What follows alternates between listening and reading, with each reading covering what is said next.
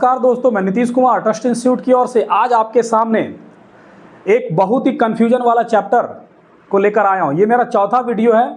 मैं पूरा विश्वास के साथ इस चैप्टर को, जहां पर बच्चे अधिकतर डरे रहते हैं, मैं उसे क्लियर करने का प्रयास करूंगा और आपके ग्रुप डी के एग्जाम में इस तरह के सवाल कभी गलत ना हो, इसका मैं प्रयास कर रहा हूं।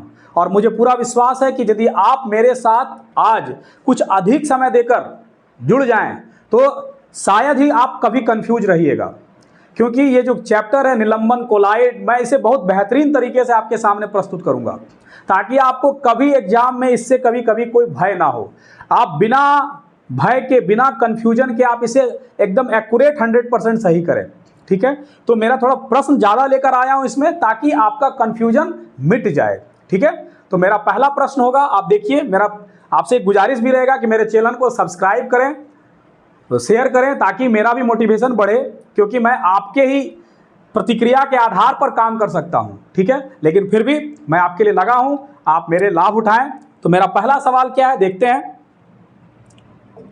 मेरा पहला सवाल निलंबन से है। मेरा पहला सवाल क्या है, निलंबन से है।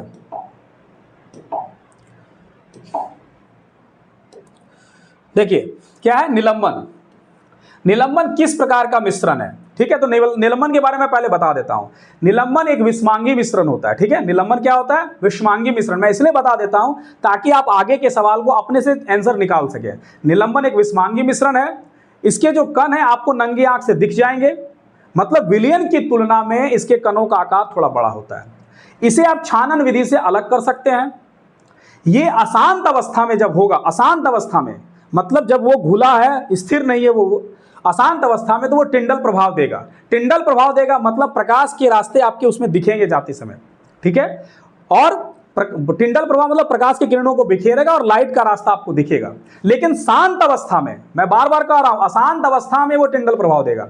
शांत अवस्था में ये टिंडल प्रभाव नहीं देगा, क्योंकि शांत अवस्था में निलंबन में कण क्या होता है, नीचे बैठ जाता है और फिर वो टिंडल प्रभाव नहीं देगा। इसका मतलब शांत अवस्था में क्या होता है, ये एक प्रकार का अस्थायी मिश्रण है। ठीक है, क्या प्रकार? एक प्रकार का अस्थायी मिश्रण है। कौन? निलंबन। समझ में आ रहा है? तो मैंने आपको जो बताया, अब उस पर सवाल देखते हैं क्या है।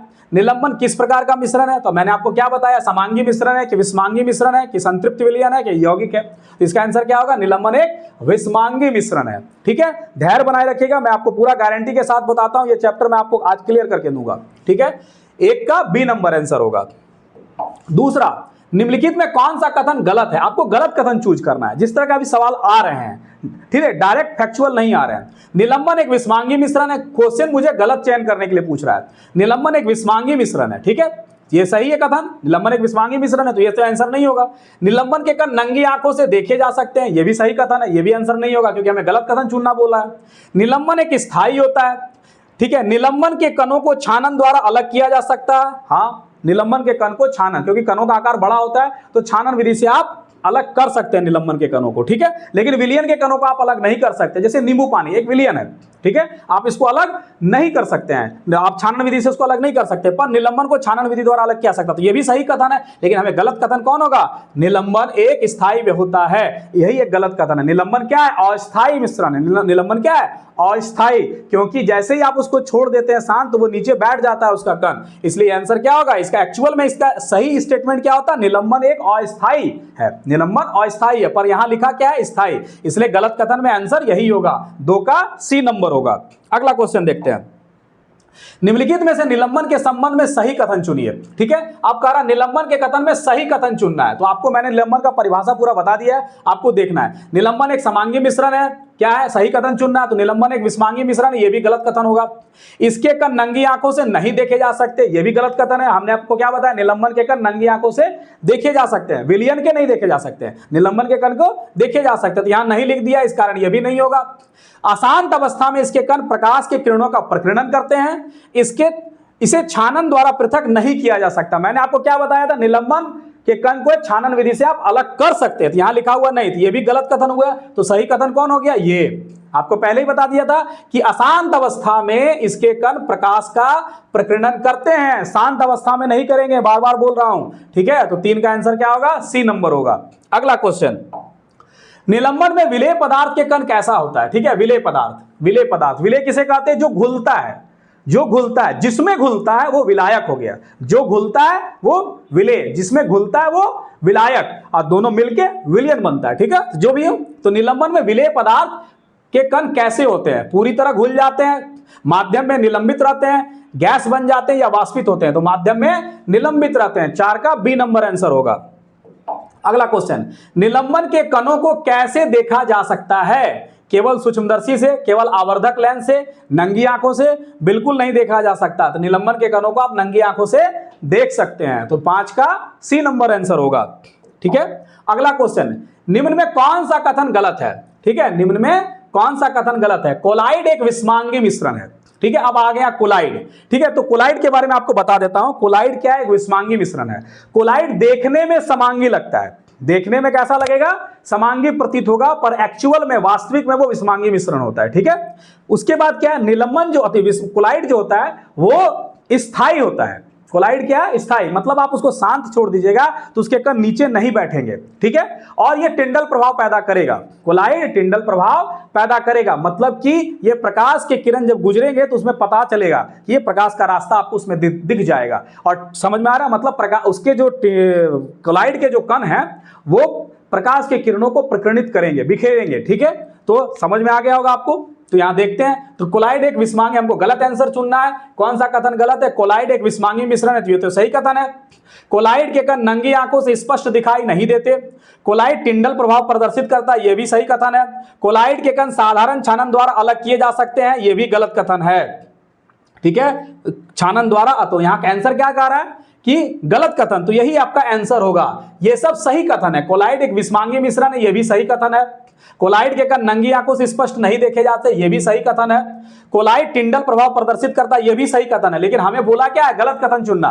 तो कोलाइड के कण साधारण छानन द्वारा अलग किए जा सकते हैं, छानन द्वारा अलग किया, यही गलत कथन है आपका, यही आपका आंसर हो गया। तो 6 का डी नंबर आपका आंसर हुआ। अब मैं आपको बता देता हूं, कोलाइड को छानन विधि द्वारा अलग नहीं कर सकते हैं, कोलाइड को आप अपकेंद्रण विधि द्वारा, सेंट्रीफ्यूगेशन द्वारा अलग कर सकते हैं। ठीक है, तो इसका आंसर होगा 6 का डी नंबर। ठीक है, आप इसको देखिएगा, प्रयास कीजिएगा, बनेगा आपका। थोड़ा कॉन्फिडेंस रख के बनाइए, बनेगा।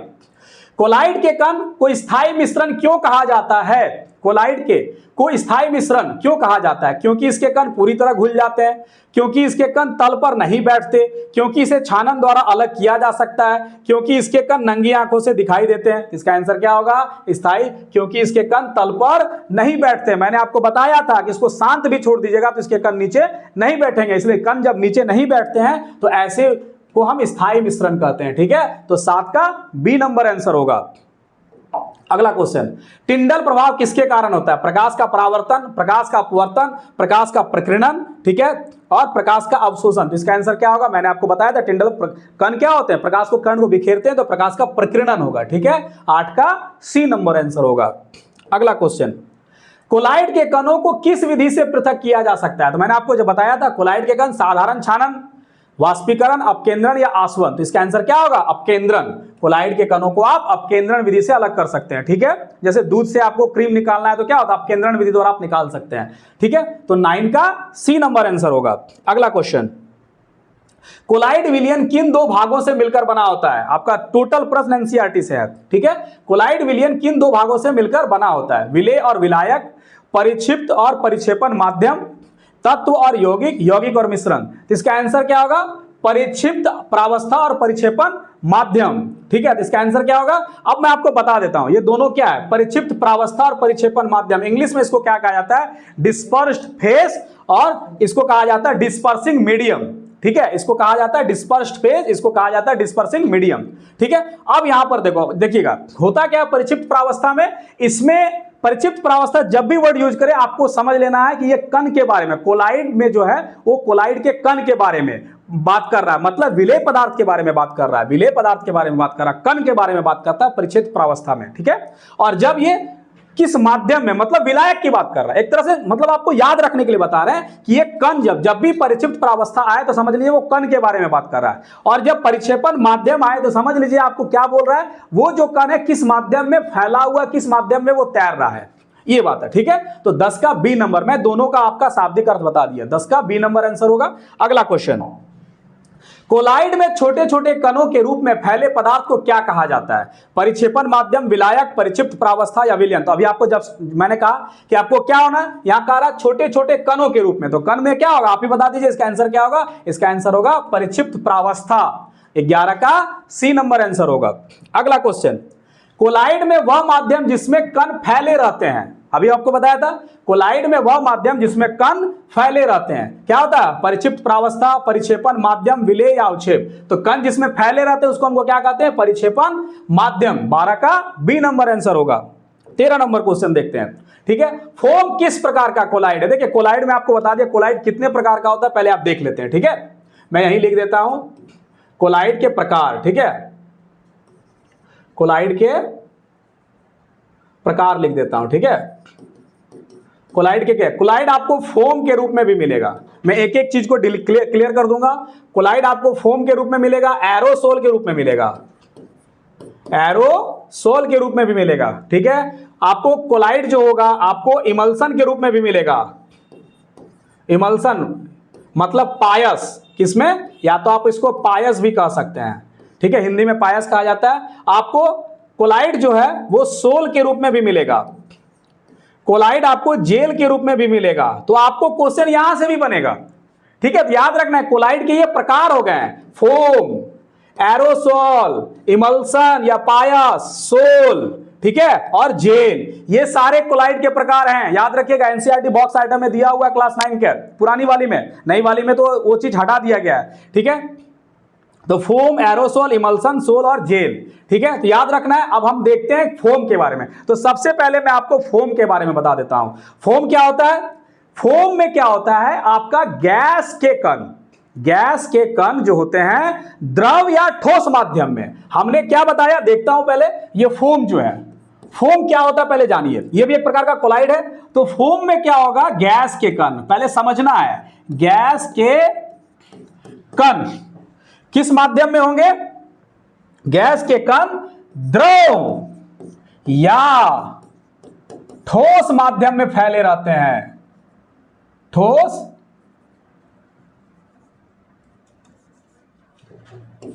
इधर लिख देता हूं, ठीक है, ठोस माध्यम में फैले रहेंगे। क्या होगा?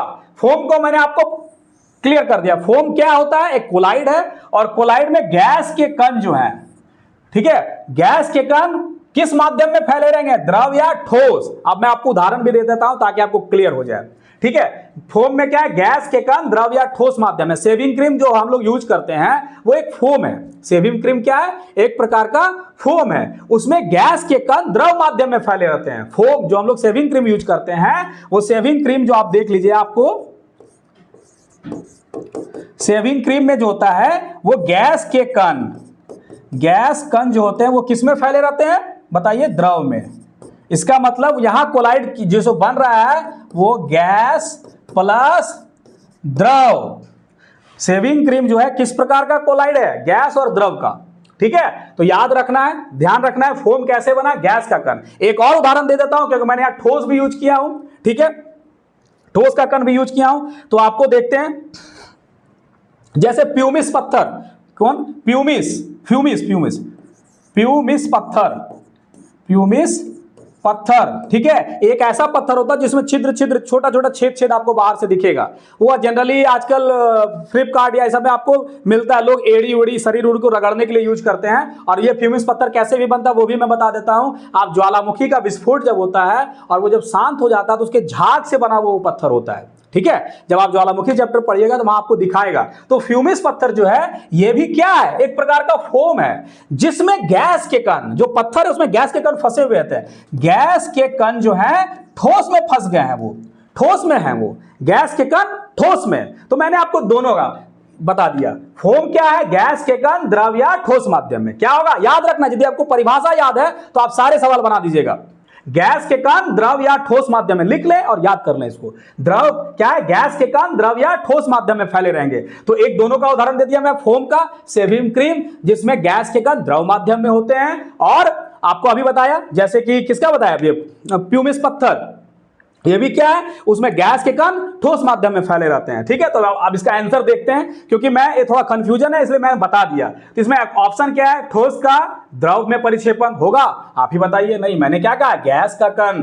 तो गैस का आ गया, गैस का कण द्रव या ठोस में परिक्षेपण, मतलब माध्यम क्या है, द्रव और ठोस, कण क्या है, गैस का। ठीक है, तो यही आपका आंसर होगा, 13 का बी नंबर आंसर होगा। ठीक है, तो ध्यान से रखना है, क्या होगा 13 का बी नंबर। फोम क्या होता है मैं बता दिया आपको। ठीक है, याद रखना है। अगला क्वेश्चन बढ़ते हैं।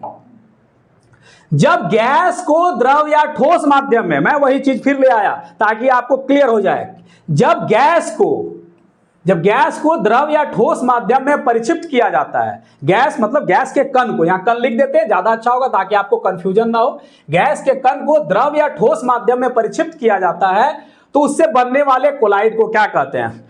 ये सारे कोलाइड के उदाहरण हैं, तो सोल कहेंगे कि जेल कहेंगे या फोम कहेंगे या पाइस कहेंगे। अभी आप लोग आंसर बताइए क्या होगा इसका आंसर। गैस के कण को द्रव या ठोस माध्यम में, जस्ट आपको बताया, उसका आंसर क्या होगा, फोम। 14 का सी नंबर आंसर होगा। थोड़ा ध्यान दीजिएगा, जरूर बनेगा, अच्छा से बनेगा, मैं समझाने का प्रयास कर रहा हूं आपको। ठीक है, इसलिए इसमें ज्यादा क्वेश्चन लेकर रहा हूं कि जितना क्वेश्चन आप बनाइएगा उतना कंफ्यूजन हटेगा। निम्नलिखित में कौन सा फोम का उदाहरण है, शेविंग क्रीम, मक्खन, कीचड़ या बादल। तो इसका आंसर क्या होगा, shaving cream. Shaving cream just बताया, वो फोम का उदाहरण। फोम भी क्या है, कोलाइड है, आपको अभी बताएं कोलाइड है। फोम क्या है, कोलाइड का उदाहरण है। ठीक है, अब ये शेविंग क्रीम कैसे बना है, गैस के कण, गैस के कण जो है किस माध्यम में है, द्रव माध्यम में है, द्रव माध्यम में फैले हुए हैं। ठीक है, समझ में आ रहा है, कोई दिक्कत। अब जैसे इसमें एक ऑप्शन देख लीजिए, आगे सब आएगा इसलिए एक एक करके देखते हैं ताकि आपका कंफ्यूजन ना हो। ठीक है, 15 का ए नंबर होगा। 16 नंबर देखते हैं, फोम में परिक्षिप्त प्रावस्था क्या होता है। मैंने आपको क्या बताया, फोम का परिभाषा फिर एक बार बता देता हूं ताकि आपको कंफ्यूजन ना हो। गैस के कण, गैस के कण किस माध्यम में हो, माध्यम में क्या होना चाहिए, मैं माध्यम क्या बताया था, माध्यम द्रव या ठोस, द्रव या ठोस माध्यम हो। माध्यम कैसा होना चाहिए, द्रव या ठोस। गैस के कण द्रव या ठोस माध्यम में होते हैं तो उसको हम फोम कहते हैं। और मैंने आपको बताया था परिक्षिप्त प्रावस्था, जब भी ये वर्ड आ जाए तो आपको कण के बारे में सोचना है, कण के बारे में। तब क्या होगा बताइए, इसका आंसर निकालिए। फोम में परिक्षिप्त प्रावस्था क्या होती है, ठोस, द्रव, गैस या वाष्प, बताइए क्या होगा, गैस के कण। यही तो परिक्षिप्त प्रावस्था है, गैस के कण। तो यहां आंसर क्या हो जाएगा, गैस। 16 का सी नंबर, परिक्षिप्त प्रावस्था मतलब कण के बारे में बात कर रहा। तो इसमें क्या होता है, फोम में गैस के कण होते हैं, तो आंसर क्या होगा 16 का सी। परिभाषा क्लियर है तो सवाल बनेगा, परिभाषा नहीं याद है तो नहीं बनेगा, कंफ्यूज रहिएगा। इसलिए सबसे ज्यादा जरूरी है जो मैं परिभाषा आपको बता रहा हूं उसको याद कर लीजिएगा। ठीक है, उसके बाद आपको सारा सवाल बनेगा। 16 का सी नंबर आंसर होगा। अगला क्वेश्चन, फोम में परिक्षिप्त माध्यम, फोम में परिक्षेपण माध्यम क्या होता है, डिस्पर्सिंग मीडियम।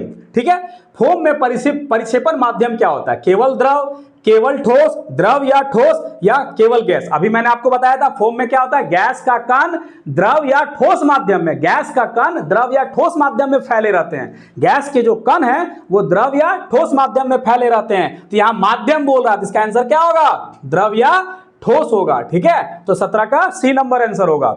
ठीक है, अगला क्वेश्चन, एरोसोल किस प्रकार का कोलाइड है। हमने आपको पता है एरोसोल भी एक कोलाइड है, तो एरोसोल किस प्रकार का कोलाइड है। तो मैं आपको एरोसोल के बारे में पहले बता देता हूं, एरोसोल में क्या होता है। देखिए एरोसोल में, एरोसोल, ठीक है, एरोसोल में क्या होगा, दो चीज होगा, मैं आपको बता दूं। इसमें एक होगा परिक्षिप्त प्रावस्था, परिक्षिप्त प्रावस्था, ठीक है, और एक होगा परिक्षेपण माध्यम, परिक्षेपण माध्यम। कोई भी कोलाइड हो तो इसको आपको दो भाग में बांट लें, परिक्षिप्त प्रावस्था, परिक्षिप्त माध्यम। परिक्षिप्त प्रावस्था में हमने क्या बताया आपको, कण के बारे में सोचना है। परिक्षेपण माध्यम जिसमें वो फैला हुआ है। ठीक है, अब यहां एरोसोल है, तो एरोसोल, यदि आपको कंफ्यूजन होता है तो पहले उदाहरण याद रख ले एक दो, ठीक है, उससे क्लियर हो जाएगा। एरोसोल का उदाहरण क्या होता है, धुआं, ठीक है, ठीक है, धुआं। और क्या होता है एरोसोल का, बादल, कोहरा, बादल, कोहरा। अब मैं आपको बता दूंगा कैसे वह एरोसोल में क्या होता है कि द्रव के कण, परिभाषा देख लीजिएगा, मैं परिभाषा यहां लिख देता हूं एरोसोल का, द्रव या ठोस के कण, द्रव या ठोस के कण, ठोस के कण, द्रव या ठोस के कण किस माध्यम में फैले रहते हैं? गैसीय माध्यम में, गैस माध्यम में फैले रहेंगे। किस माध्यम में? गैस माध्यम में। जैसे धुआं क्या है? कार्बन का कण है, तो ठोस हो गया। किसमें फैले हैं वो? गैस माध्यम में। ठीक है, उसके बाद आ जाइए बादल। बादल में क्या है? पानी के सूक्ष्म कण है, पानी के सूक्ष्म कण है, किसमें फैले हुए हैं? गैस में फैले हुए हैं। ठीक है, तो यहां पर देख लीजिए। अब आप बताइए एरोसोल किस प्रकार का कोलाइड होगा? गैस का द्रव में परिक्षेपण, गैस का द्रव में परिक्षेपण, द्रव या ठोस के कण, द्रव या ठोस के कण का गैस में परिक्षेपण, द्रव का द्रव में परिक्षेपण, ठोस का ठोस में परिक्षेपण। तो आपको यदि परिभाषा है तो आप निकाल लीजिएगा आंसर। हमने क्या बताया? द्रव या ठोस के कण का गैस में परिक्षेपण। ठीक है, गैस माध्यम में द्रव या ठोस के कण गैस में फैले हुए हैं, तो द्रव या ठोस के कण का गैस में परिक्षेपण। इसका आंसर यही होगा ना, बी नंबर। याद रखना है, धुआं क्या है? धुआं भी एक प्रकार का एरोसोल है। धुआं में कार्बन के कण गैसीय माध्यम में फैले हुए हैं। बादल, कोहरा, कुहासा जो है उसमें क्या है? पानी के कण जो है वो गैसीय माध्यम में फैले हुए हैं। ठीक है, तो 18 का बी नंबर आंसर होगा। ठीक है, तो अब एरोसोल में जैसे यहां देखिए, जैसे मैंने धुआं बताया, तो धुआं में परिक्षिप्त प्रावस्था क्या होगा? कार्बन के कण, कार्बन के कण, धुआं में कार्बन के कण परिक्षिप्त प्रावस्था हो गया, और माध्यम क्या हो गया? गैस हो गया। ठीक है, यदि हम ले लें बादल, बादल में क्या हो जाएगा? परिक्षिप्त प्रावस्था। बादल में परिक्षिप्त प्रावस्था मतलब कण की बात कर रहे हैं, तो पानी के कण परिक्षिप्त प्रावस्था हो जाएगा बादल में। परिक्षेपण माध्यम क्या हो जाएगा? गैस हो जाएगा। ठीक है, तो 18 का बी नंबर आंसर होगा। ध्यान से थोड़ा सुनिएगा तो आपको सब समझ में आएगा। ठीक है, या आप परिभाषा एक बार लिख लें और एकदम शांतिपूर्ण देखिएगा तो बनेगा ये 18 का बी नंबर। अगला क्वेश्चन, अभी बहुत सवाल है ताकि आपको खुद क्लियर हो जाएगा। जब किसी द्रव या ठोस के अति सूक्ष्म कण, मैंने क्या लिखा? जब किसी द्रव या ठोस के अति सूक्ष्म कण गैस में फैले रहते हैं तो बनने वाले कोलाइड को क्या कहते हैं? जब किसी द्रव या ठोस के अति सूक्ष्म कण गैस में फैले रहते हैं तो बनने वाले कोलाइड को क्या कहेंगे? फोम कहेंगे, जेल कहेंगे, एरोसोल या पायस। अभी मैंने आपको बताया था, किसी द्रव या ठोस का कण यदि गैस के माध्यम में फैला रहे, किसी द्रव या ठोस का कण यदि गैस के माध्यम में फैला रहे तो उसको हम एरोसोल कहते हैं। 19 का सी नंबर, मतलब आपको पता है परिक्षिप्त प्रावस्था, परिक्षेपण माध्यम के अनुसार से भी बात कर देख लीजिएगा। ठीक है, एरोसोल में क्या बताया परिभाषा? किसी द्रव, इसलिए मैंने परिभाषा से भी क्वेश्चन बना दिया ताकि आपको दिक्कत ना हो। किसी द्रव या ठोस के अति सूक्ष्म कण किस माध्यम में फैले? गैस माध्यम में, तो उसको कहेंगे एरोसोल। ठीक है, तो 19 का सी नंबर है। अभी उसका उदाहरण भी आएगा, देखिएगा, आपको आसान लगेगा बनाना। एरोसोल में परिक्षेपण माध्यम, तो आपको परिभाषा यदि याद है तो आप बना लीजिएगा। परिक्षेपण माध्यम मतलब जो कण है वो किस माध्यम में फैले हुए हैं, किस माध्यम में तैर रहे हैं, वो आपको देखना है। ठीक है, एरोसोल में परिक्षेपण माध्यम, तो एरोसोल में क्या बताए थे आपको? द्रव या ठोस के कण। परिभाषा पहले याद कर लीजिएगा, द्रव या ठोस के कण किस माध्यम में फैले रहते हैं? गैस माध्यम में, गैस माध्यम में फैले रहते हैं। तो अब हमको पूछा क्या है यहां पर? एरोसोल में परिक्षेपण माध्यम, तो परिक्षेपण माध्यम क्या है? गैस। तो इसका आंसर क्या होगा? C number. एरोसोल में परिक्षेपण माध्यम क्या होगा? गैस होगा। ठीक है, यदि परिक्षिप्त प्रावस्था बोलता द्रव या ठोस के कण होते। ठीक है, तो 20 का आंसर क्या होगा? C number. किसी भी कोलाइड को मैंने दो भाग बांटा, परिक्षिप्त प्रावस्था और परिक्षेपण माध्यम। परिक्षिप्त प्रावस्था जब भी वो आए तो समझ लीजिए कण के बारे में बात कर रहा है। परिक्षिप्त माध्यम माने वो कण किसमें फैला है, किसमें तैर रहा है, वो आपको ध्यान रखना है। ठीक है, याद रखना है 20 का सी नंबर। मैं आपको प्रयास कर रहा हूं, मुझे पूरा विश्वास है कि आपको समझ में जरूर आएगा। ठीक है, अगला क्वेश्चन है एरोसोल में परिक्षिप्त प्रावस्था। अब आप ही बताइए एरोसोल में परिक्षिप्त प्रावस्था क्या होगा? Dispersed phase. मतलब जब भी हम क्या बताए परिक्षिप्त प्रावस्था के बारे में जब भी बोले तो कण के बारे में सोचना है आपको। अब क्या था एरोसोल में? हमने क्या बताया था? द्रव या ठोस के कण। तो आंसर क्या होगा? आप ही बताइए, आंसर क्या होगा? केवल गैस, केवल द्रव, द्रव या ठोस या केवल ठोस? तो इसका आंसर क्या होगा? द्रव या ठोस के कण। यहां आंसर क्या होगा? यही हो जाएगा सी नंबर। किसका? सी नंबर होगा। ठीक है, अगला क्वेश्चन, निम्नलिखित में कौन एरोसोल का उदाहरण है? अभी आप ही बताइए कौन सा एरोसोल? अभी मैंने बताया था आपको, धुआं, बादल, कोहरा, ये सब किसका उदाहरण है? एरोसोल का उदाहरण है। ठीक है, इसमें कौन होगा? धुआं, कोहरा, धुआं और कोहरा दोनों, दूध। इसका आंसर होगा 22 का सी नंबर होगा। अब तो आप ही बताइए धुआं में क्या होता था? कार्बन के कण थे, कार्बन के कण थे ना, धुआं। ठीक है, और किस माध्यम में फैले थे? गैस के माध्यम में। तो ये परिक्षिप्त प्रावस्था हो गया, ये परिक्षेपण माध्यम हो गया। कोहरा में क्या था? पानी की बूंद थी, पानी की सूक्ष्म बूंद, पानी की बूंद हो गए। ठीक है, माध्यम गैस हो गया। ठीक है। तो ये सब क्या एरोसॉल हो गया, ठीक है। दूध जो है वो पायसीकरण का उदाहरण है, ठीक है, पायस का उदाहरण है, इमल्सन का उदाहरण है, ठीक है, याद रखिएगा। अगला 22 का सी नंबर आंसर होगा। अगला क्वेश्चन, धुएं में परिक्षिप्त प्रावस्था, एक एक को आपको क्लियर कर दूंगा मैं आपको। धुएं की परिक्षिप्त प्रावस्था अभी जस्ट बताया, धुआं क्या है, परिक्षिप्त प्रावस्था बोल रहा मैंने कण के बारे में। तो कण क्या होता है, कार्बन के कण। तो यहाँ क्या होगा, कार्बन का कण ठोस होगा, तो ठोस के सूक्ष्म कण होंगे, गैस होंगे, ठोस के सूक्ष्म कण द्रव्य। इसका आंसर क्या होगा, 23 का बी नंबर होगा, ठीक है, याद रखिएगा। अगला क्वेश्चन, कोहरे में परिक्षिप्त प्रावस्था पूछ रहा है, ठीक है। कोहरे में परिक्षिप्त प्रावस्था क्या होता है, तो कोहरा आपको क्या बताया, द्रव के सूक्ष्म कण जो होते हैं वो फैले रहते हैं गैस में, ठीक है। तो धूल के कण नहीं होंगे, पानी की सूक्ष्म बूंदे, ठीक है, परिक्षिप्त प्रावस्था। ऑक्सीजन या पूछ रहा है क्या, परिक्षिप्त प्रावस्था। जब भी हमने बोले इसका कण के बारे में आपको सोचना है तो क्या होगा, पानी की सूक्ष्म बूंदे। 24 का बी नंबर आंसर होगा, ठीक है। अगला क्वेश्चन देखते हैं, इमल्सन किस प्रकार का कोलाइड है। इमल्सन, मैंने आपको कोलाइड का जितना प्रकार था लिख दिया था, आपको ध्यान रखना। इमल्सन किस प्रकार का कोलाइड है, बताइए। गैस का द्रव में परिक्षेपण, मतलब गैस का कण हो वो द्रव में हो, माध्यम। द्रव का द्रव में परिक्षेपण, मैंने द्रव का कण द्रव में माध्यम में हो। ठोस का गैस में परिक्षेपण, मतलब ठोस का कण गैस में माध्यम हो। गैस का ठोस में परिक्षेपण, ठीक है। तो आपका आंसर क्या होगा, इमल्सन सबसे आसान है याद रखना, द्रव का द्रव में, मतलब यहां पर परिक्षिप्त प्रावस्था भी होगा द्रव, परिक्षेपण माध्यम भी द्रव होगा, मतलब द्रव के कण ही द्रव माध्यम में फैले रहते हैं। तो इसका आंसर क्या होगा, द्रव का द्रव में परिक्षेपण, इमल्सन। इसका सबसे अच्छा उदाहरण हो गया दूध। दूध में जो होता है वसा के कण पानी में फैले रहते हैं, ठीक है, वसा के कण पानी में फैले रहते हैं। तो पानी भी लिक्विड हो गया, आपका वसा का कण भी लिक्विड हो गया, ठीक है। तो 25 का बी नंबर आंसर होगा। अगला क्वेश्चन, पायस किससे बनता है, अभी बताइए। पायस, इमल्सन किससे बनता है, दो आपस में मिलने वाले द्रव से, दो आपस में न मिलने वाले द्रव से, ठोस और द्रव से, गैस और ठोस से। तो याद रखना है पायस जो होता है वो दो आपस में न मिलने वाले द्रव से बनता है, ठीक है, दो आपस में न मिलने वाले द्रव से बनता है। 26 का बी नंबर। मैंने आपके लिए अच्छा सवाल लाया हूं, आजकल स्टैंडर्ड बढ़ गया है, आपको छोटे छोटे चीजों से ऊपर उठना होगा थोड़ा, ठीक है। मैं आपके लिए प्रयास किया हूं, कैसा प्रयास है जरूर आप लोग बताइएगा, ठीक है। थोड़ा लाइक शेयर सब्सक्राइब कर दे, शेयर कर दे, क्योंकि मैं भी आपके लिए कर रहा हूं तो आप भी थोड़ा सपोर्ट करें। 26 का बी नंबर आंसर होगा। 27 नंबर क्वेश्चन देखते हैं, ठीक है। थोड़ा वीडियो लंबा है पर मैं आपको गारंटी ले रहा हूं कि आपको समझा दूंगा।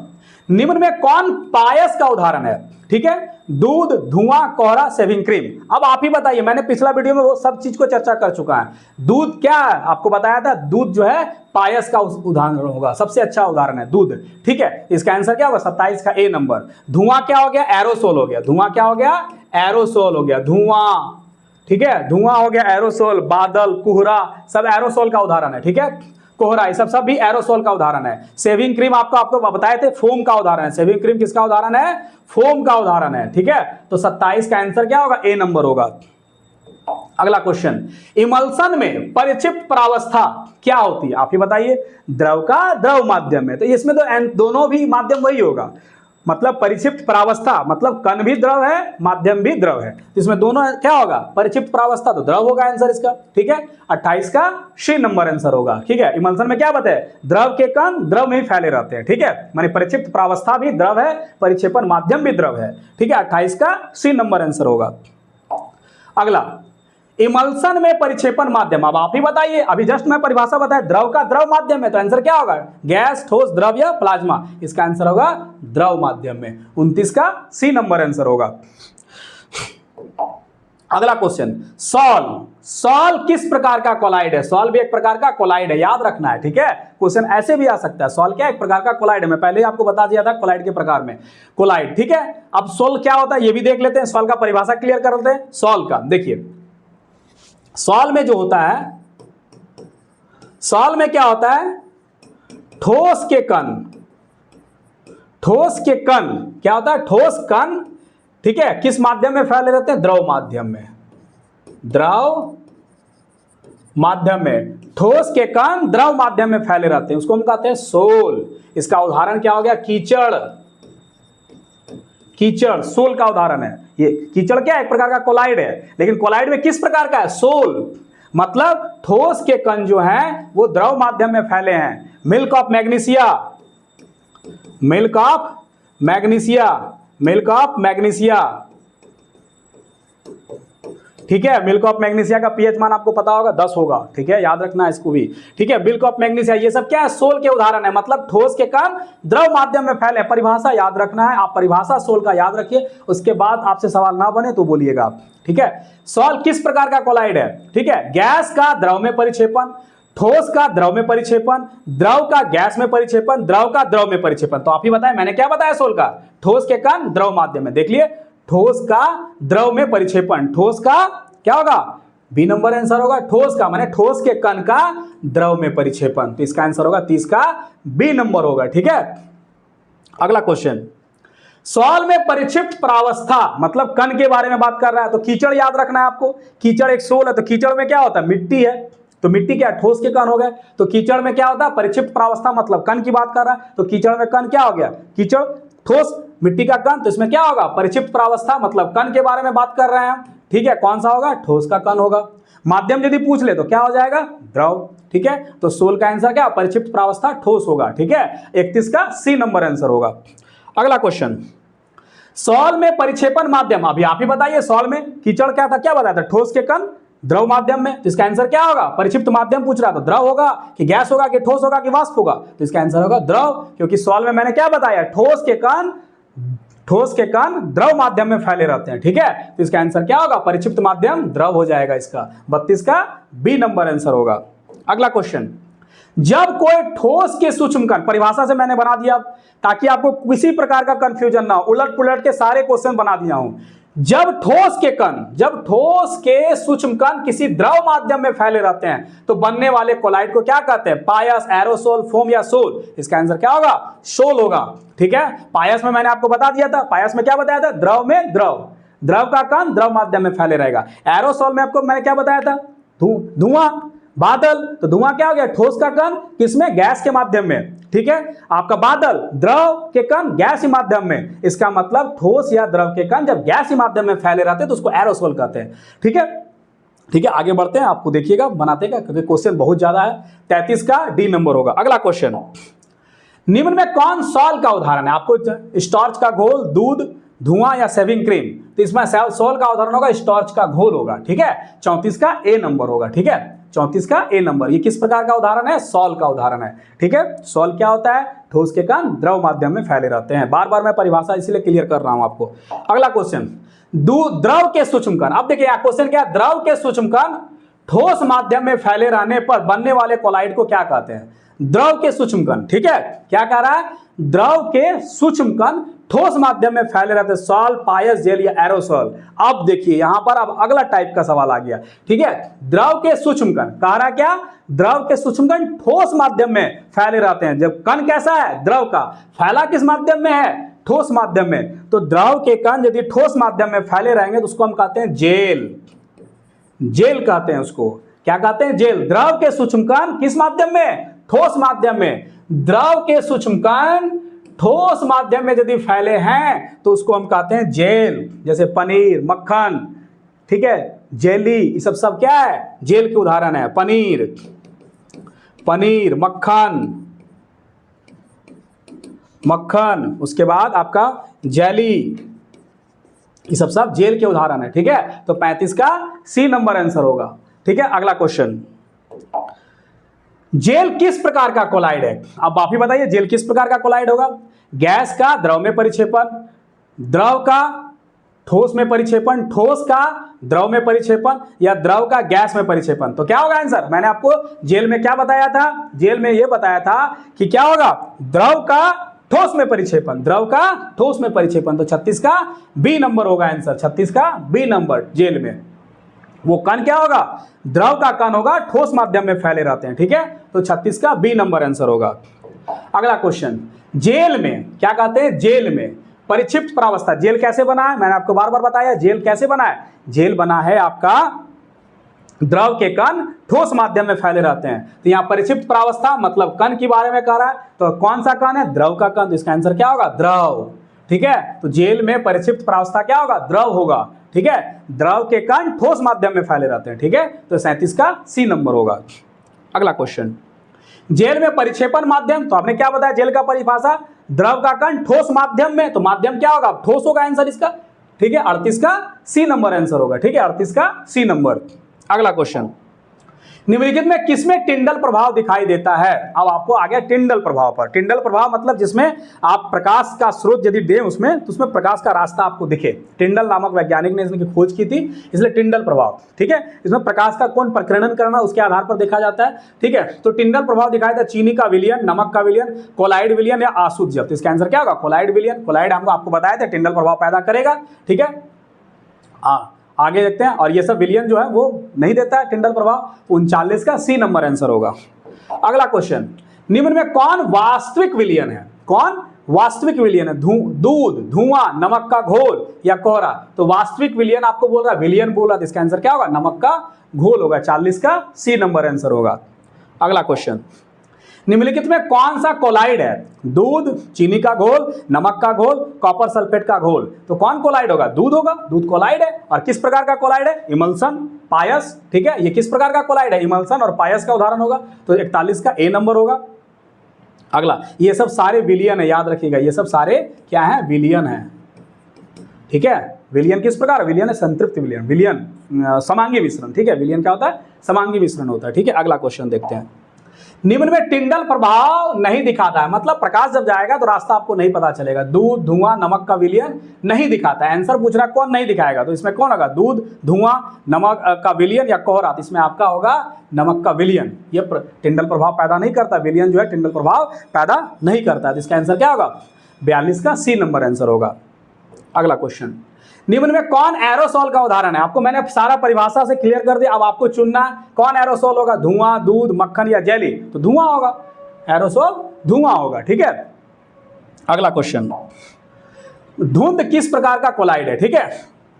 धुंध किस प्रकार का, फॉग जो है क्या होगा, ठोस में गैस के कण, गैस में द्रव के कण, ठीक है। द्रव में ठोस या गैस में ठोस, ठीक है। तो मैं आपको क्लियर कर देता हूं, धुंध क्या है, वो क्या है, पानी के कण गैस माध्यम में फैले रहते हैं, ठीक है। पानी के कण, तो गैस में द्रव के कण, गैस में द्रव के कण। तो इसका आंसर क्या होगा, बी नंबर होगा, 41 का बी नंबर। गैस में द्रव के कण जब फैले रहते हैं, यही धुंध हो गया आपका, 41 का बी नंबर आंसर होगा।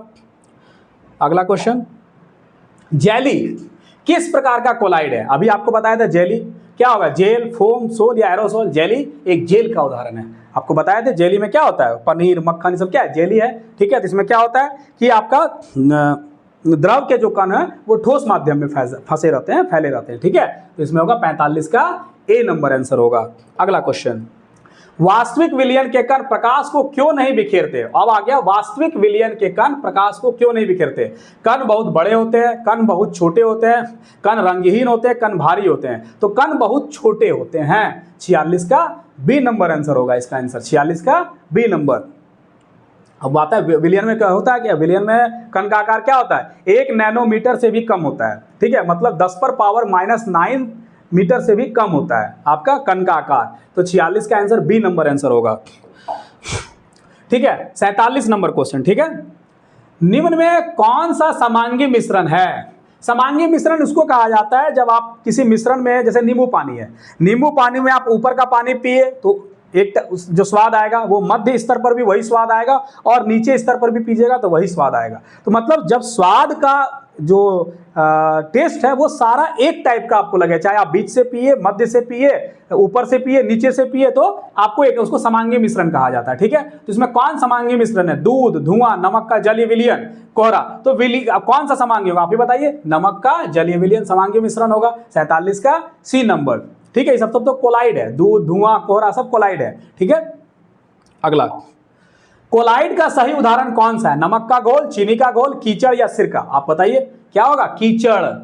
कोलाइड, कोलाइड है ना, ये किस प्रकार का कोलाइड है आप बता दें। कीचड़ एक सोल का उदाहरण है, मैंने बताया ना आपको, कीचड़ एक सोल का कोलाइड। किस प्रकार का कोलाइड है, सोल है। इसमें क्या होता है, ठोस के कण, ठोस कण द्रव माध्यम में फैले रहते हैं, द्रव माध्यम में फैले रहते हैं, तो सोल हो गया, ठीक है। सिरका विलयन है, ठीक है। नमक का घोल, चीनी का घोल विलयन है, ठीक है। तो 48 का आंसर सी होगा। अगला क्वेश्चन, कोलाइड के कण किस प्रकार, कोलाइड के कण किस प्रकार कोलाइड के कण किस कारण प्रकाश का मार्ग दृश्य बनाते हैं? कोलाइड के कण परावर्तन, अपवर्तन, प्रकाश का प्रकीर्णन या अवशोषण। तो इसका आंसर क्या होगा? 49 का सी नंबर होगा। प्रकाश का प्रकीर्णन के कारण आपका कोलाइड के कण जो है प्रकाश के प्रकीर्णन के कारण, ठीक है, आपका स्कैटरिंग ऑफ लाइट जो होता है उसके कारण आपका बनेगा, रास्ता दिख जाता है प्रकाश का। तो 49 का सी नंबर आंसर होगा। अगला क्वेश्चन, दूध में पानी क्या कहलाता है? अब बताइए, दूध में पानी, तो दूध क्या है पहले मैंने आपको बता दिया, इमल्सन है। उसमें वसा के कण पानी माध्यम में फैले रहते हैं। वसा के कण पानी माध्यम में फैले रहते हैं। तो अब क्या कहा, पानी क्या कहलाता है? क्वेश्चन क्या है, पानी क्या कहलाता है? तो पानी क्या होगा? वसा के कण पानी के माध्यम में फैले रहते हैं, तो परिक्षेपण माध्यम होगा। 50 का बी नंबर आंसर होगा। ठीक है, दूध में वसा के सूक्ष्म कण क्या कहलाते हैं? दूध में वसा के सूक्ष्म कण क्या कहलाते हैं? बताइए, दूध है, वसा के कण क्या होगा? परिक्षेपण माध्यम, परिक्षिप्त प्रावस्था, विलायक। तो जब भी आपको बताया क्या वसा के कण है तो परिक्षिप्त प्रावस्था होगा। 51 का बी नंबर आंसर होगा। अगला क्वेश्चन, 50 क्वेश्चन, 51 क्वेश्चन हम लोग कर चुके हैं। धैर्य बनाइए, आपको चैप्टर पूरा क्लियर होगा। कोहरे में परिक्षेपण माध्यम क्या होता है? अभी बताइए, कोहरा क्या है? एक प्रकार का कोलाइड है। और किस प्रकार का कोलाइड है कोहरा? आप ही बताइए। जल, वायु, धुआं, बर्फ, क्या होगा? परिक्षेपण माध्यम पूछ रहा है। ठीक है, कोहरा क्या? एरोसोल है। कोहरा एरोसोल होता है। एरोसोल में क्या होता है? एरोसोल में क्या होता है? ठोस या द्रव के कण गैसीय माध्यम में फैले रहते हैं। कोहरा क्या? एक एरोसोल है। कोहरा क्या है? एक एरोसोल है। इसमें क्या होता है? ठोस या, बार बार मैं परिभाषा क्लियर कर रहा हूं, ठोस या द्रव के कण किस माध्यम में फैले रहते हैं? गैसीय माध्यम में। किस माध्यम में? गैस माध्यम में फैले रहते हैं। ठीक है, मैं परिभाषा लिख दिया। अब आप बताइए, क्या पूछ रहा है? कोहरा, कोहरे में परिक्षेपण माध्यम, तो माध्यम क्या होगा? गैस। तो आप निकाल दीजिए, क्या होगा? जल, वायु, धुआं, तो यही होगा। वायु क्या है? गैसों का मिश्रण है। तो 52 का बी नंबर आंसर होगा। ठीक है, 52 का बी नंबर। आसानी से आंसर निकल जाता है यदि आपको परिभाषा याद है तो। ठीक है, बस याद रखना, परिक्षिप्त प्रावस्था, परिक्षेपण माध्यम। परिक्षिप्त प्रावस्था जब भी हो तो मतलब कण की बात कर रहे हैं। माध्यम में मतलब क्या हो गया? वो जिसमें वो तैर रहा है। ठीक है, तो 52 का बी नंबर आंसर होगा। 53 नंबर क्वेश्चन, कोहरे में कोलाइड का प्रकार। आप बताइए, कोहरा किस प्रकार का? Sol, gel, aerosol, foam. Aerosol होगा। क्या होगा? एरोसोल है। कोहरा क्या है? एक प्रकार का एरोसोल है। धुआं भी एक प्रकार का एरोसोल है। ठीक है, अगला क्वेश्चन, धुएं का कोलाइड प्रकार आपको बताना है। पायस, सॉल, एरोसोल, कई बार चर्चा हो चुका। धुआं क्या है? एक प्रकार का एरोसोल है। ठीक है, धुआं क्या है? ठोस के कण। धुआं में क्या है? कार्बन के ठोस कण। कार्बन के ठोस कण जो है वो किसमें फैले हैं? गैसीय माध्यम में। गैस माध्यम में फैले हुए हैं। किस माध्यम में? गैसीय माध्यम में फैले हुए हैं धुएं। ठीक है, इसका आंसर क्या होगा? सी, 54 का सी नंबर। ठीक है, मैं आपको समझाने का प्रयास कर रहा हूं। कार्बन के ठोस कण मैं बोल रहा हूं, उसको ध्यान रखिएगा थोड़ा लिखने में। ठीक है, कार्बन के ठोस कण, धुआं में क्या है? कार्बन के ठोस कण गैस माध्यम में फैले रहते हैं। ठीक है, तो धुआं क्या होगा? एरोसोल। एरोसोल का परिभाषा मैं आपको बता दें, द्रव या ठोस के कण। द्रव या ठोस के कण गैस माध्यम में फैले रहते हैं। ठीक है, तो 54 का सी नंबर। ठीक है, मैं आपको प्रयास कर रहा हूं, आप यदि ईमानदारी से इस वीडियो के साथ बनिएगा तो आपको ये चैप्टर पूरा क्लियर होगा। ठीक है, डरना नहीं है, सिर्फ लड़ना है। लड़िएगा तो चैप्टर क्लियर होगा। ठीक है, अगला क्वेश्चन, मैग्नीशिया मिल्क, मतलब मिल्क ऑफ मैग्नीशिया। ठीक है, मिल्क ऑफ मैग्नीशिया, इसका फॉर्मूला भी आपको याद रखना होगा। MgOH होल 2, MgOH होल 2, ये हो गया मिल्क ऑफ मैग्नीशिया। ठीक है, मिल्क ऑफ मैग्नीशिया। ठीक है, इसका पीएच मान भी मैंने बताया था 10 होता है। ठीक है, तो आप देखते हैं यहां पर तो वो सवाल नहीं है। मिल्क ऑफ मैग्नीशिया किस प्रकार का कोलाइड है? Milk of magnesia gel, foam, sol या एरोसोल, बताइए किस प्रकार का होगा मिल्क ऑफ मैग्नीशिया? हम बताएं, मिल्क ऑफ मैग्नीशिया में क्या है? ठोस के कण द्रव माध्यम में। ठोस के कण द्रव माध्यम में। तो ठोस के कण आपको बताए थे, कीचड़। मिल्क ऑफ मैग्नीशिया क्या है? सोल का उदाहरण है। जब ठोस के कण, सोल में हमने आपको बताया था, ठोस के कण, ठोस के कण किस माध्यम में हो? द्रव माध्यम में। तब हम उसको क्या कहेंगे? तब उसको क्या कहेंगे? सोल कहते हैं। ठोस के कण द्रव माध्यम में जो रहेंगे उसको सोल। जैसे कीचड़, कीचड़ में मिट्टी जो है ठोस के कण है, पानी में फैले रहते हैं। ठीक है, समझ में आ गया? 55 का सी नंबर आंसर होगा। कीचड़ किस प्रकार का कोलाइड है? आप बताइए, अभी जस्ट मैंने बोला था कीचड़ क्या होगा? पायस, सोल, जेल या फोम, तो क्या होगा? सोल का। कीचड़ सोल का उदाहरण है। ठोस के कण द्रव माध्यम में फैले हुए हैं। ठीक है, मतलब यहां पर मिट्टी का जो कण है वो क्या है, मिट्टी का कण क्या है, मिट्टी का कण परिक्षिप्त प्रावस्था हो गया, और पानी क्या होगा, परिक्षेपण माध्यम हो गया। ठीक है, तो 56 का बी नंबर आंसर होगा। अगला क्वेश्चन, स्पंज किस प्रकार का कोलाइड है, फोम, सॉल, एरोसोल या जेल। तो स्पंज जो है फोम का उदाहरण है, स्पंज क्या है, फोम का उदाहरण है। ठीक है, अगला क्वेश्चन, ठीक है, 57 का हो गया ए नंबर। अगला क्वेश्चन 58, पनीर किस प्रकार का कोलाइड है,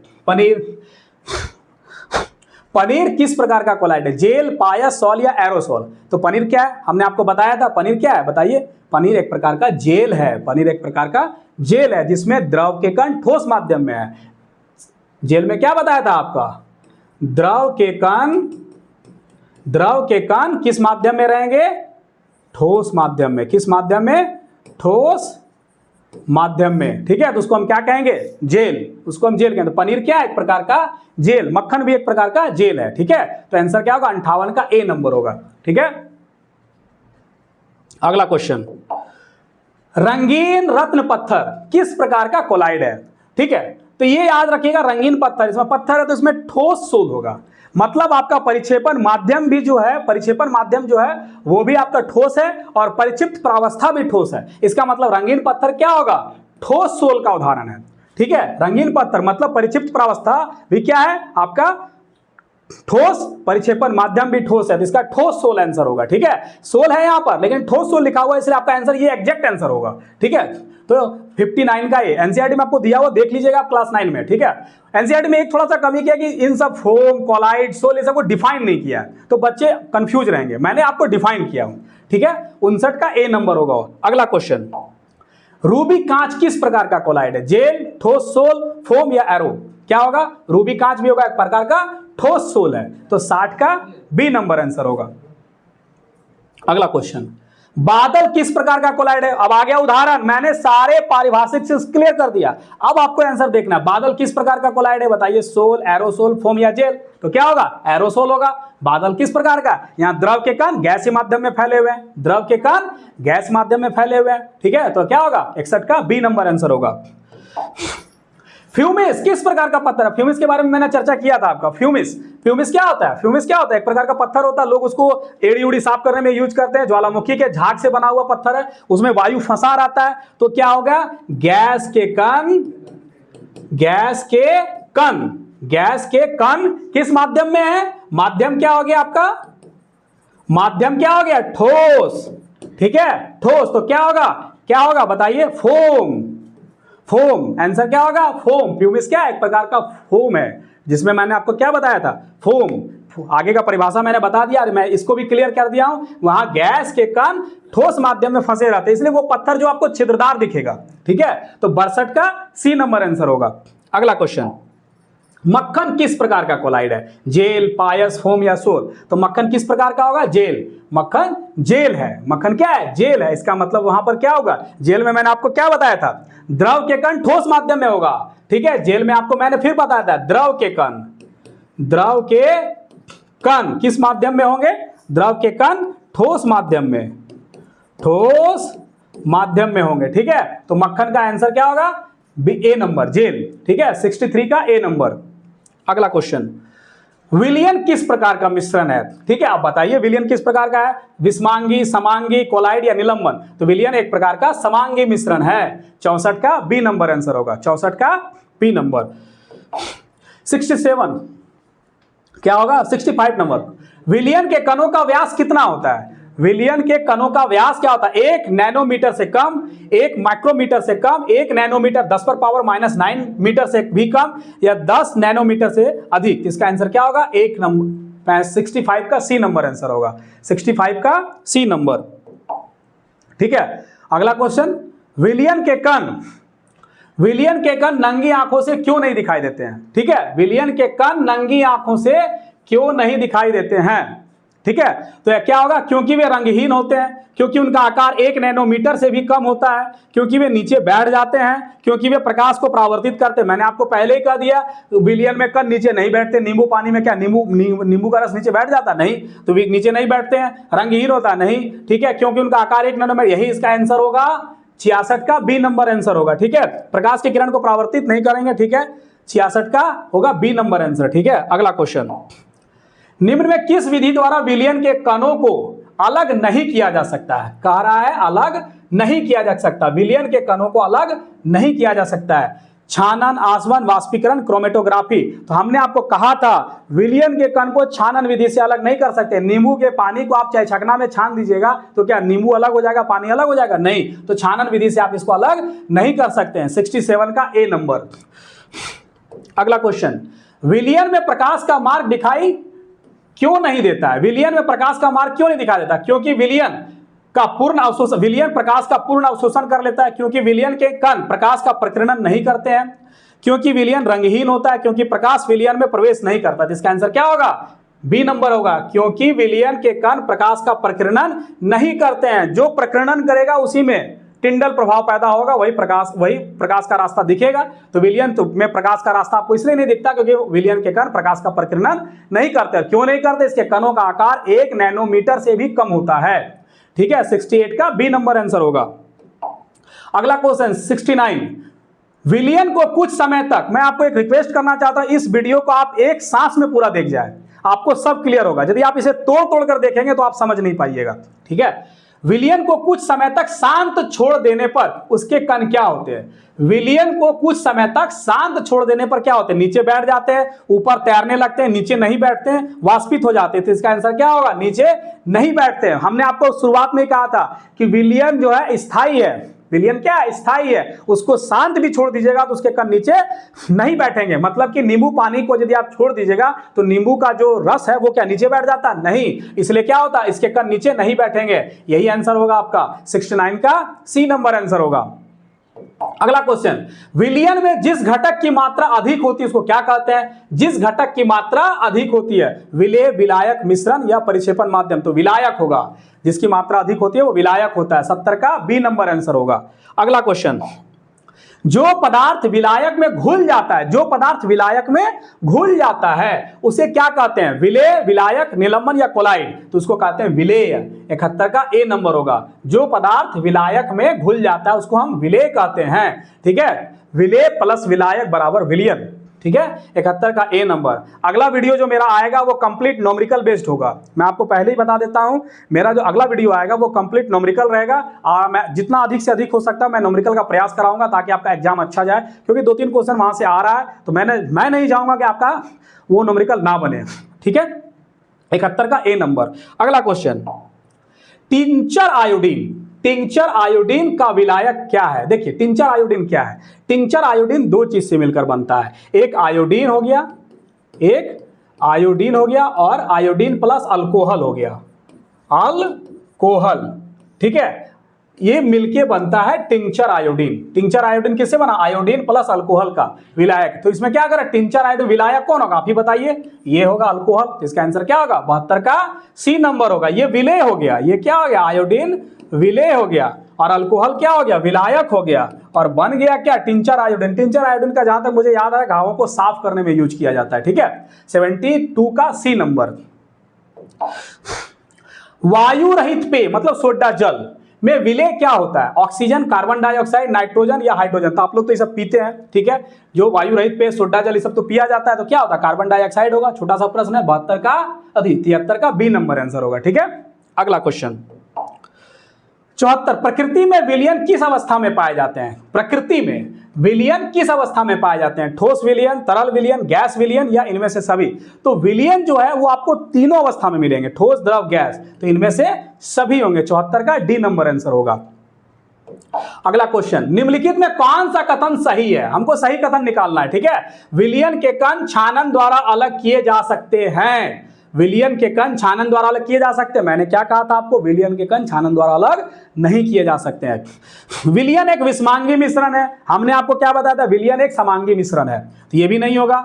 विलयन के कण नीचे बैठ जाते हैं। मैंने आपको क्या कहा था? विलयन के कण नीचे नहीं बैठते हैं। ठीक है, विलयन के कण प्रकाश का प्रकीर्णन नहीं करते, यही सही कथन है। विलयन के कण प्रकाश का प्रकीर्णन नहीं करते, कणों का आकार अति सूक्ष्म होता है। ठीक है, इसका आंसर क्या होगा? सही कथन आपका यही होगा। 75 का डी नंबर आंसर होगा। अगला क्वेश्चन, ठीक है, 76 नंबर क्वेश्चन, निम्नलिखित में कौन सा कथन गलत है? आपको गलत कथन देखना है, ठीक है। विलयन के कण छानन द्वारा अलग नहीं किए जा सकते, विलयन के कण छानन द्वारा अलग नहीं किए जा सकते, ये तो सही है, विलयन के कण छानन द्वारा अलग नहीं किए जा सकते। विलयन एक समांगी मिश्रण है, ये भी सही कथन है। विलयन स्थायी है, ये भी सही है। विलयन के कणों में असमांगिकता होती है, यही एक गलत कथन है, यही आंसर आपका होगा, यही गलत कथन है। विलयन एक समांगी मिश्रण है, समांगिकता होता है, मतलब उसका स्वाद जो होता है ऊपर से नीचे एक टाइप का होता है, ठीक है। तो यही आपका गलत है। यहां यदि हटा दिया जाए तो ये आंसर आपका फिर सही हो जाएगा, सही कथन हो जाएगा, ठीक है। लेकिन यहां लिख रहा असमांगिकता होती है, यही गलत कथन है, यही मेरा आंसर हो गया। 76 का डी नंबर आंसर होगा।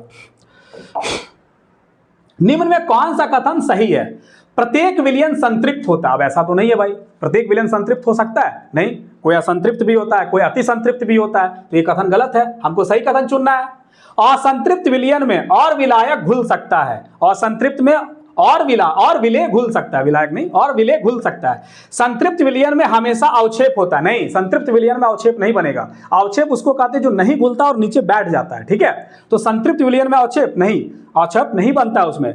निलंबन समांगी मिश्रण है, निलंबन एक विषमांगी मिश्रण मैंने आपको बताया था। तो ये सारे कथन क्या हो गए? ये भी गलत, ये भी गलत, यहां लिख दिया प्रत्येक विलयन, इसके कारण गलत हो गया ये। और संतृप्त विलयन में और विलायक घुल सकता है, यही सही कथन है, ठीक है। संतृप्त विलयन में हमेशा अवक्षेप होता है, नहीं, ये भी गलत कथन है। हमको क्या होता सही बोला था, यही आपका सही आंसर होगा, ठीक है। तो हो गया आपका 77 का बी नंबर आंसर, ठीक है। अगला क्वेश्चन देखते हैं। किसी निश्चित तापमान पर विभिन्न पदार्थों की घुलनशीलता क्या होती है? ठीक है, एक निश्चित ताप पर, बोले प्रत्येक पदार्थ में जो होता है, प्रत्येक पदार्थ का एक तापमान पर निश्चित मात्रा में ही वो अपने विलेय पदार्थ को घुला सकता है। जैसे टेम्परेचर आप बढ़ाते चले जाइएगा, उसका घुलनशीलता बढ़ते चला जाएगा, विलेय पदार्थ को और घुला सकता है। टेम्परेचर घटाइएगा तो विलेय पदार्थ के घुलाने की क्षमता उसकी घटती चली जाती है। तो याद रखना है, तो एक किसी निश्चित तापमान पर विभिन्न पदार्थों की घुलनशीलता क्या होती है? समान होती है। किसी निश्चित ताप पर विभिन्न पदार्थ, यहाँ पदार्थ बोल दिया है, विभिन्न पदार्थ, तो भिन्न भिन्न होगा। आंसर क्या होगा? भिन्न भिन्न होगा। किसी निश्चित तापमान पर विभिन्न पदार्थों की घुलनशीलता भिन्न भिन्न होती है। 78 का सी नंबर आंसर होगा। अगला क्वेश्चन, यदि किसी संतृप्त विलयन को धीरे धीरे ठंडा किया जाए, संतृप्त विलयन बोल रहा है, ठीक है, मतलब एक निश्चित ताप पर एक विलायक में जितनी मात्रा घुल सकती है, मैक्सिमम जितनी घुल सकती है, ठीक है, वो क्या होता है? संतृप्त विलयन बन जाता है, ठीक है। तो कि यदि किसी संतृप्त विलयन को धीरे धीरे ठंडा किया जाए तो सामान्यतः क्या होगा? अधिक विलेय घुल सकता है, कुछ विलेय बाहर निकल सकता है, विलायक समाप्त हो जाता है, कोई परिवर्तन नहीं होता। तो इस क्या होगा? यदि आप धीरे धीरे, आपको हमने क्या बताया, टेम्परेचर बढ़ाइएगा तो घुलाने की क्षमता, विलायक की घुलाने की क्षमता बढ़ती चली जाती है। अब क्यों बढ़ती है वो भी मैं बताता हूं। आप किसी भी चीज को जब गर्म करते हैं तो कणों के बीच की दूरी बढ़ती चली जाती है। जैसे जैसे कणों के बीच की दूरी बढ़ेगी उसमें और पदार्थ, विलेय पदार्थ समाते चले जाएंगे, ठीक है। जैसे जैसे आप ठंडा कीजिएगा तो कणों के बीच की दूरी घटती चली जाएगी, तो क्या होगा? वो कम चीज समा पाएंगे उसमें, ठीक है। तो इसके आंसर क्या होगा? तो जब आप धीरे धीरे किसी चीज को ठंडा कीजिएगा तो कणों का आकार, कणों के बीच की दूरी घटेगी तो विलेय पदार्थ नहीं समा पाएंगे, तो कुछ विलेय बाहर निकल सकता है। यही आपका आंसर होगा, 79 का बी नंबर आंसर होगा, ठीक है। अगला क्वेश्चन देखते हैं, ठीक है। 80 नंबर क्वेश्चन, किसी निश्चित तापमान पर किसी निश्चित तापमान पर किसी विलायक में घुल सकने वाली विलेय की अधिकतम मात्रा क्या कहलाती है? तो सांद्रता, घुलनशीलता, निलंबन या कोलाइट? इसकी होगी घुलनशीलता, ठीक है। सांद्रता निकालने का फॉर्मूला क्या होता है? विलेय पदार्थ, विलेय का द्रव्यमान, ये सांद्रता अलग अलग भी हो सकता है, ठीक है। विलेय का द्रव्यमान बटे विलयन का द्रव्यमान, विलायक नहीं लेना है नीचे, विलयन का द्रव्यमान गुना 100, यही सांद्रता निकालने का फॉर्मूला होता है, ठीक है। विलेय का द्रव्यमान बटे विलयन का द्रव्यमान गुना 100, ठीक है। लेकिन यहां क्वेश्चन क्या कह रहा है? किसी निश्चित तापमान पर किसी विलायक में घुल सकने वाली विलेय की अधिकतम मात्रा घुलनशीलता कहलाती है। 80 का बी नंबर आंसर होगा। सारे एनसीईआरटी से निकाले गए प्रश्न। अगला क्वेश्चन, जिस विलयन में किसी निश्चित तापमान पर और विलेय नहीं घुल सकता, ठीक है, क्या कहता है? जिस विलयन में किसी निश्चित तापमान पर, एक निश्चित तापमान पर और विलेय, माने और मैक्सिमम विलेय पदार्थ उसमें नहीं घुल सकता, उसको क्या कहेंगे? असंतृप्त। असंतृप्त में तो और घुल सकता है। संतृप्त विलयन, निलंबन या कोलाइट? इसका आंसर क्या होगा? संतृप्त विलयन और वो घुलाने की स्थिति में अब नहीं है। तो 81 का बी नंबर आंसर होगा। अगला क्वेश्चन, जिस विलयन में विलेय पदार्थ की मात्रा संतृप्तता से कम हो, संतृप्तता से कम हो, इसका मतलब उसमें और विलेय पदार्थ घुल सकता है, तो वो कैसा होगा? संतृप्त विलयन में तो घुल नहीं सकता है। और संतृप्त विलयन कोलाइड या निलंबन, तो इसका आंसर होगा असंतृप्त विलयन। ठीक है, 82 का बी नंबर आंसर होगा। ठीक है, विलयन की सांद्रता किस पर निर्भर करती है? विलयन की सांद्रता, सांद्रता कैसे निकाला जाता है मैंने बता दिया। ठीक है, विलेय की मात्रा पर, विलायक की मात्रा पर, तापमान पर, उपरोक्त में सभी। तो विलयन की सांद्रता जो है वो उपरोक्त में सभी पर निर्भर करेगा। विलेय की मात्रा पर भी, विलायक की मात्रा पर भी और तापमान पर भी। ठीक है, 83 का डी नंबर आंसर होगा। अगला क्वेश्चन, 84 नंबर क्वेश्चन, यौगिक को रासायनिक आधार पर शुद्ध पदार्थ, यौगिक को, देखिए शुद्ध पदार्थ जब भी आए, ये भी क्वेश्चन पूछा जाता है, इनमें से कौन शुद्ध पदार्थ है? तो दिमाग ज्यादा नहीं लड़ाना है, जो तत्व और यौगिक होगा सारे शुद्ध पदार्थ होते हैं रासायनिक दृष्टि से। तत्व और यौगिक रासायनिक दृष्टि से सारे शुद्ध पदार्थ हैं, इतना याद रखिएगा और आप वहां ऑप्शन छांट लीजिएगा, आंसर सही होगा। ठीक है, यौगिक को रासायनिक आधार पर शुद्ध पदार्थ क्यों माना जाता है? क्योंकि इसे भौतिक विधियों से अलग किया जा सकता है। यौगिक को भौतिक विधि से अलग कर ही नहीं सकते आप। ठीक है, यौगिक के सभी कण समान संरचना वाले होते हैं, यौगिक के सभी कण समान गुण वाले होते हैं, तो इसका इसलिए आंसर क्या होगा? बी और सी नंबर होगा। यौगिक के सभी कण, क्योंकि वहां एक निश्चित अनुपात में वो होता है, और क्या होता है, दो तत्व मिलकर एक निश्चित अनुपात में जब मिलते हैं तो वो यौगिक बनाते हैं। और यौगिक में क्या होता है, जो घटक के कण है, जो दो तत्व मिलकर बना है, वो जो बनने वाला पदार्थ है, उत्पाद है, वो कंप्लीट घटक से अलग होते हैं। तो इसलिए क्या होता है, वो उसमें कणों का जो है कण समान संरचना वाले होते हैं और सभी कण समान गुण वाले होते हैं, इसीलिए उनको शुद्ध पदार्थ माना जाता है। 84 का आंसर क्या होगा? बी और सी। मैं आपको बहुत अच्छा क्वेश्चन निकाल कर दिया हूं, शायद आप इस दृष्टि से इसको नहीं सोचे होंगे जिस दृष्टि से मैं दिया हूं। ठीक है, 84 का आंसर डी नंबर होगा। आप ऐसे सवालों का प्रयास करें, मैं गारंटी लेता हूं आपका एक भी क्वेश्चन गलत ना होगा। अगला क्वेश्चन, निम्नलिखित में कौन सा रासायनिक रूप से शुद्ध पदार्थ है? रासायनिक रूप से शुद्ध है। अब आपको मैंने अभी बताया था, तत्व, यौगिक, मिश्रण, मिश्र धातु। तो ठीक है, क्या होगा? केवल एक, केवल दो, एक और दो, 1 2 3 4। इसका आंसर क्या होगा? केवल 1 और 2। तत्व एक शुद्ध पदार्थ है और यौगिक भी एक शुद्ध पदार्थ है। अभी मैंने पिछला क्वेश्चन में मैं आपको बताया था। तो तत्व और यौगिक दोनों शुद्ध पदार्थ माने जाते हैं रासायनिक रूप से। ठीक है, तो 85 का आंसर क्या होगा? C number. ठीक है, जहां भी आपको तत्व कोई दिख जाता, तत्व मतलब क्या? लोहा, तांबा, ये सब तत्व है। ठीक है, तो ये सब शुद्ध पदार्थ हैं। यौगिक में जैसे H2O हो गया, ठीक है, NH3 हो गया, ये सब क्या है? शुद्ध पदार्थ हैं। ठीक है, तो 85 का सी नंबर आंसर होगा। अगला क्वेश्चन, किस गैस को वायु का विलायक कहा जाता है? ठीक है, किस गैस को वायु का विलायक, विलायक जिसमें वो घुलता है। तो अभी आपको कॉमन सेंस लगाना है, सबसे ज्यादा जो होगा उसी को विलायक कहते हैं। तो वायुमंडल में सबसे ज्यादा कौन है? नाइट्रोजन है, 78%। तो इसका आंसर क्या होगा? नाइट्रोजन होगा। 86 का सी नंबर। अगला क्वेश्चन, मिश्र धातुओं को मिश्रण क्यों माना जाता है? मिश्र धातुओं को मिश्रण क्यों माना जाता है? एक चीज याद रखिएगा, मिश्र धातु समांगी मिश्रण है। मिश्र धातु क्या है? समांगी मिश्रण है, इसको याद रखना है। क्वेश्चन पूछा जा सकता है कि ये विषमांगी है, समांगी है, तो मिश्र धातु एक समांगी मिश्रण है। ठीक है, क्योंकि दोनों को पिघलाकर मिलाया जाता है। ठीक है, तो यहां क्या है? मिश्र धातु को मिश्रण क्यों माना जाता है? वे रासायनिक रूप से शुद्ध पदार्थ है? नहीं, मिश्रण चाहे मिश्र धातु हो चाहे मिश्रण हो, रासायनिक रूप से वो शुद्ध पदार्थ नहीं है।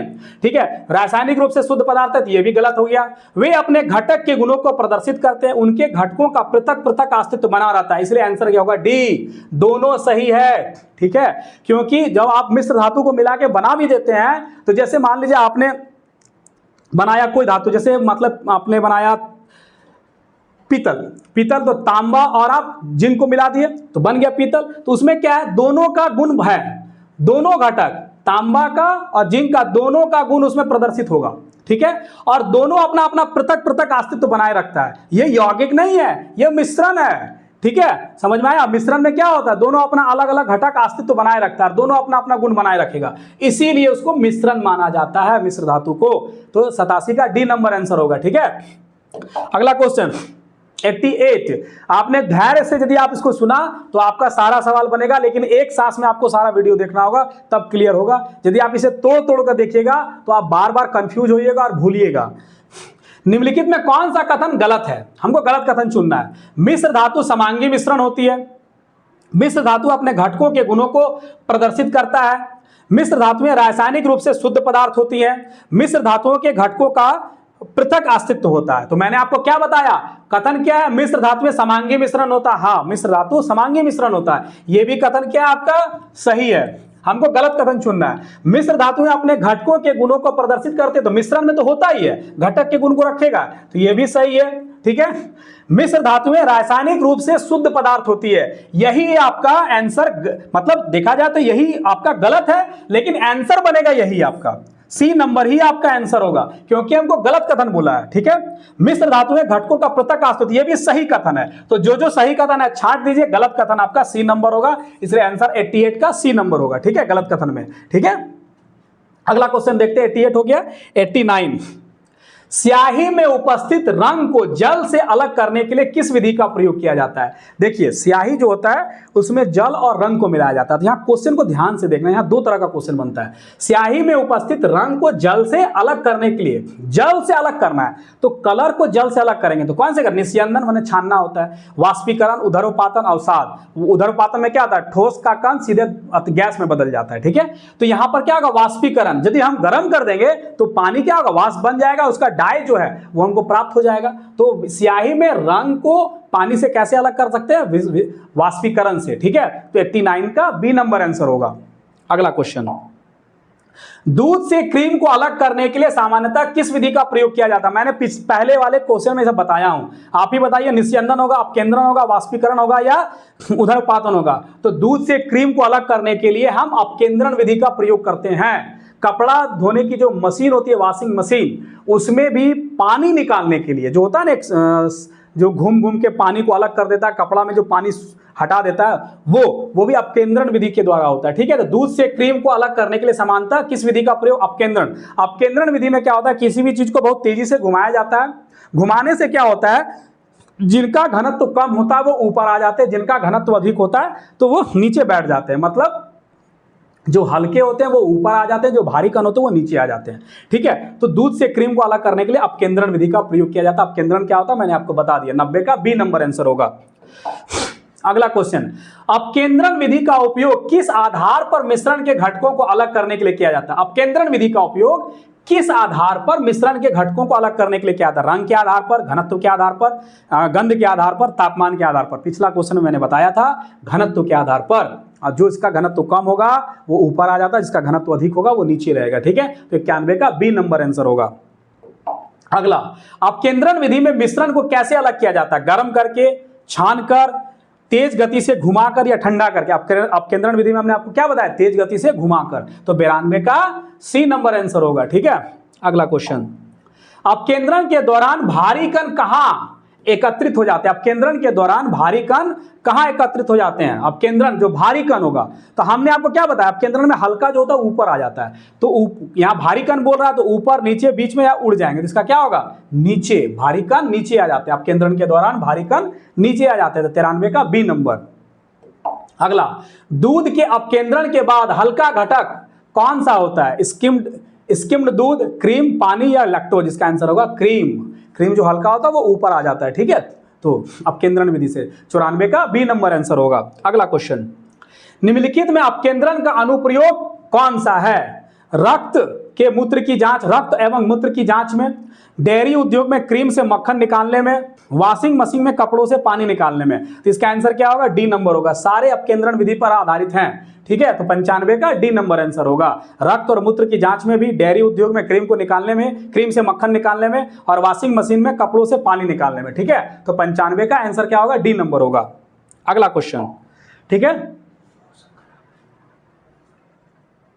96 नंबर, मिट्टी के तेल को जल से अलग करने के लिए किस उपकरण का उपयोग किया जाता है। ठीक है, वाष्पीकरण पात्र, कीप, पृथक्करण कीप या टेस्ट ट्यूब। यहां क्या आ रहा है, मिट्टी का तेल को जल से, तो दोनों अलग अलग, घुलेगा तो नहीं, तेल होता क्या ऊपर आ जाता है। ठीक है, तो वाष्पीकरण पात्र, फनल या पृथक्करण कीप या टेस्ट ट्यूब। इसका आंसर होगा सी नंबर, सेपरेटिंग फनल के द्वारा। ठीक है, सेपरेटिंग फनल के द्वारा, तो एक आंसर होगा 96 का सी नंबर। ठीक है, बिजली चल जाएगा ना तो उस कर देना। ठीक है, अगला क्वेश्चन यहां देखते हैं, 96 का सी नंबर। अगला क्वेश्चन देखते हैं, 97, दो अघुलनशील द्रव्यों को दो अघुलनशील, कैसा है यहाँ वर्ड को याद रखिएगा, दो अघुलनशील द्रव्यों को पृथक करने की विधि किस गुण पर आधारित होती है? रंगों के अंतर पर, घनत्व के अंतर पर, तापमान के अंतर पर या गंध के अंतर पर? इसका आंसर क्या होगा? घनत्व के अंतर पर। दो अघुलनशील द्रव्य को क्या होगा? घनत्व के आधार पर अंतर करते हैं, ठीक है। पृथक्करण टिप में क्या होता है? तेल जो होता है वो ऊपर आ जाता है और पानी है, पानी का घनत्व ज्यादा तो नीचे आ जाता है, ठीक है। तो 97 का बी नंबर आंसर होगा।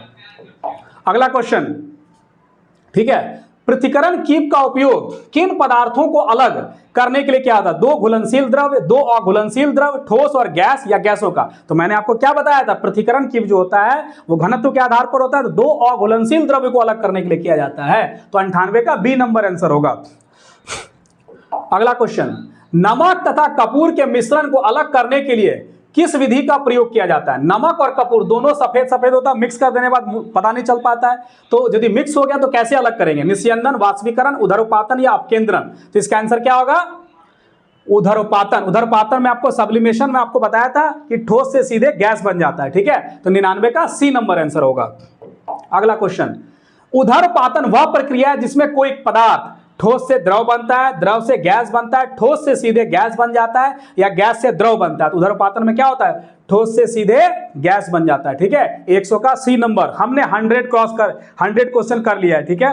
अब अगला क्वेश्चन, ठीक है, 100 क्वेश्चन कर लिया है, ठीक है। अगला क्वेश्चन, ठीक है, गला सूख गया बोलते बोलते, ठीक है। अगला क्वेश्चन देखते हैं।